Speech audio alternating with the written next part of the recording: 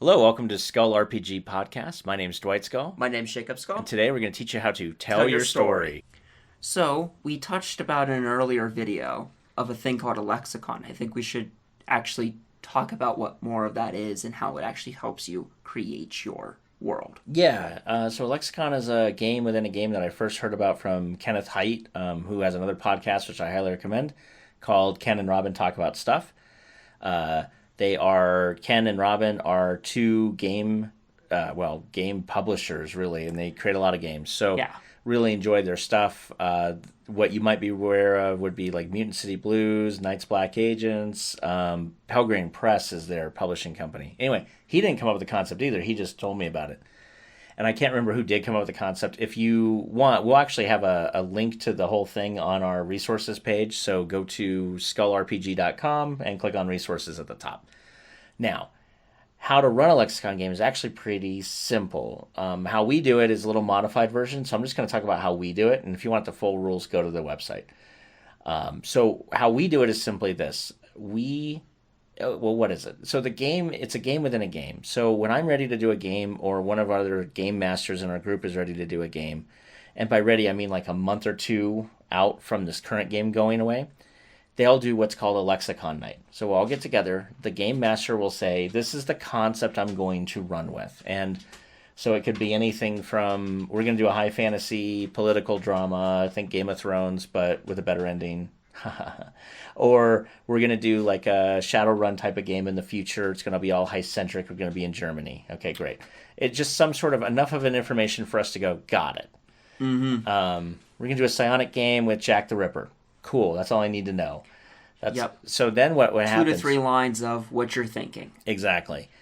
So, but then I'm going to tell them, I'm like, okay, I need you to help me build the world. Mm-hmm.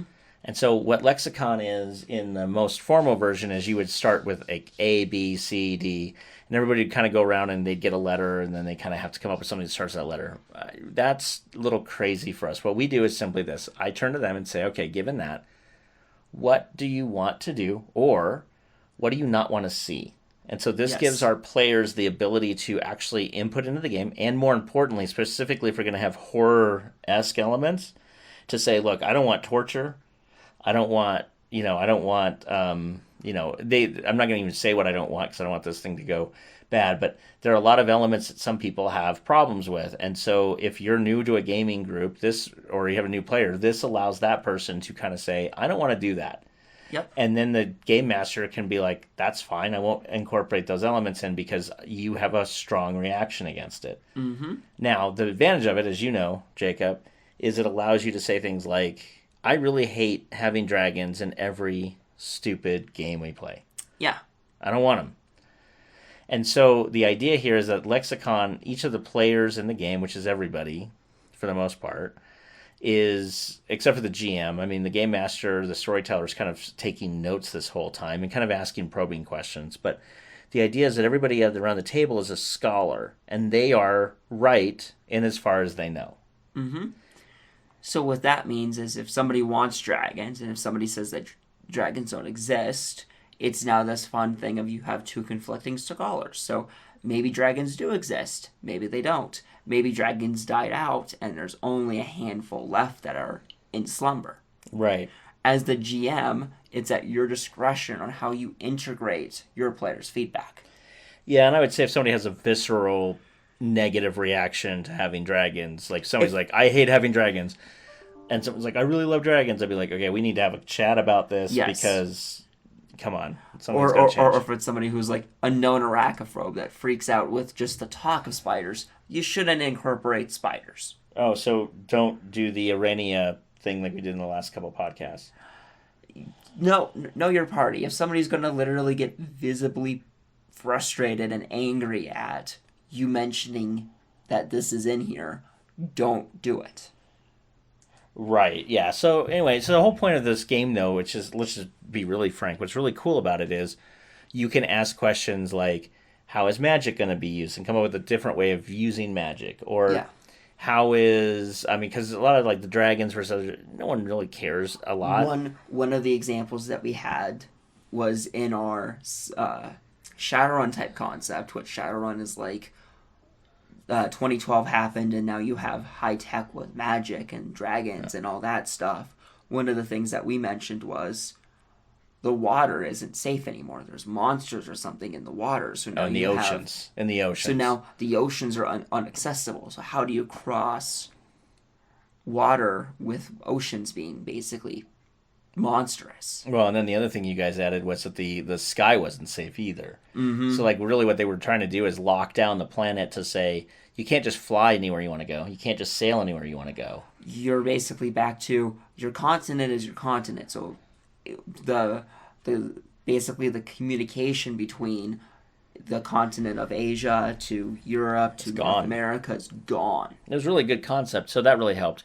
Also knowing kind of like when we did a sci-fi game, how technology works, what level of technology, or when we're doing a fantasy game, we talk about are we like in the high period? Are we like in the Stone Ages after a high period? Mm-hmm. Are we the Stone Ages before a high period? Are we building? How many people have psionics? How many people have magic? Yeah. How do those work?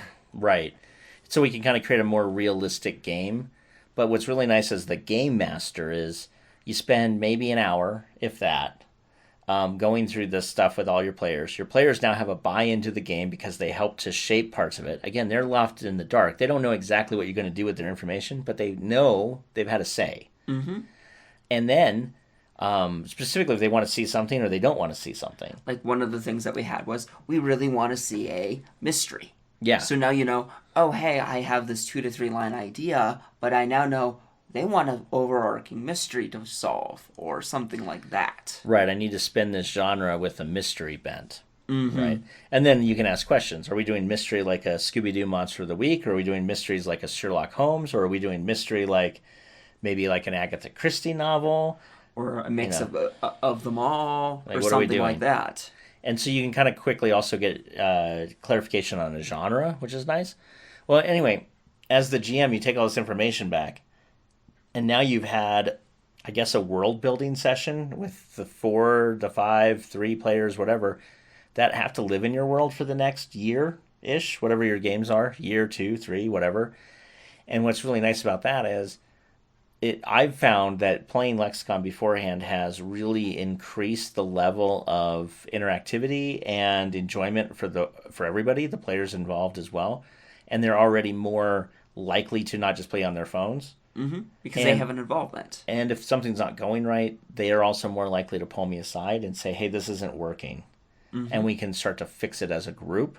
Yes. Or if it's like me that's causing the problem, like it's just not as engaging as it could be, and they have some ideas, then I can start incorporating that like the next session. Yeah. So. And it's also this nice thing of they're helping you with your imagination, because as one person you can only think of so many things. And exactly. Having different views helps you figure out. Oh, yeah. And I can't tell you how many times you guys have come up with some really cool stuff. Or when our other GM is playing and, I've given him information where it's just like, oh, wow, that's groundbreaking. Never even thought of that. And the next thing you know, you're playing a game that's like half theirs, half yours, with a little sprinkling of other people's thoughts, at least to say, I don't want to do this. Or maybe and it really helps flesh out the world, and now your players have the sense of, we helped craft this story with you together. Well, and to be honest, and this is actually what I want to end with, is I as a GM see that it's not my job to tell a story, it's my job to give an introduction so all of us together can tell a story. Mm-hmm. And if you want to know more about how I think about telling stories and how you can link your main story idea, like your campaign setting, to your individual gaming session, or what I like to call the scene, go to skullrpg.com and you'll see several different links just right in front of you that'll talk about getting involved in a free course on how to tell your story. If you're into GMing at all and you're still struggling with how do you keep your great story ideas and tell them week to week to week through months or years of play, this little thing's been really helpful to me. So go ahead and check that out for free. And that is where I'll leave you. And go ahead and check out the resources as well for the Lexicon full rules. Mm-hmm. And hope you incorporate it into your next game session. Your next planning session is really good. Hey, thanks for listening. And for more resources, please go to skullrpg.com.